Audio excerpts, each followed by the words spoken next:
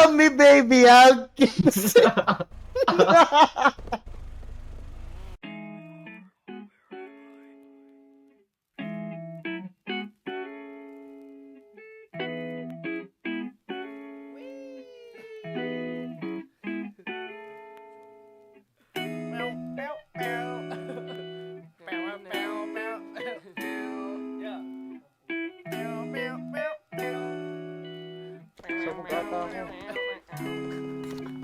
Sa pagising ko, tila himig mo ang bungad ng araw ko. Pagmulat ng mata, Diyos ko, ito may muta pa ako. Teka, ano na nga ba? Saan na ba papunta? Lungkot ng buhay ko'y talagang grabe na. Hanggang saan ba aabot ang panaginip ko?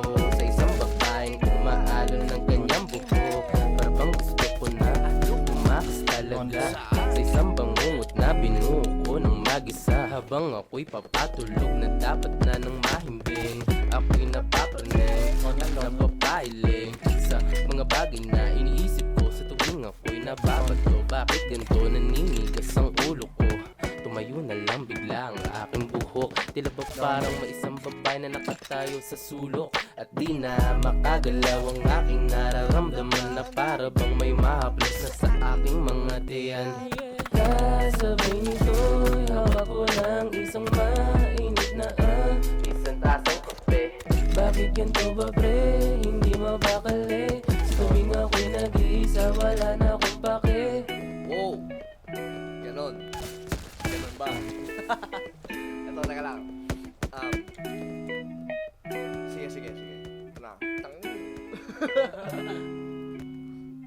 Para kang bahagari, sa liwanag iyong nadali. Kung hindi ikaw ang pinangako, mabuti na lang na maging isang pare. Sa kamandag na tagla ay grabe, wala sinabi mga babae sa karilakin. Kapag dumaan ka sa lana ko na naman dahil naakit sa pila mo na labi. Sana nakatitig ka sa akin palagi. At sa pagdilat sa umaga, tinig mo ang panggising sa akin. Na parang pelikula, di na kailangan magsilima. Ikaw ang buong istorya, sabay boses mo ang nagsisilbi ng musika. Siningsama sa'yo na tanging Diyos lamang ang nagpinta. Nakita kita na parang anghel para sa'kin at hindi sa iba. Ang hirap ng magbida, ang isa na extra. Sa litrato lang, di para sa kanya. Wala na akong masabi. Ayoko na. Babay na po.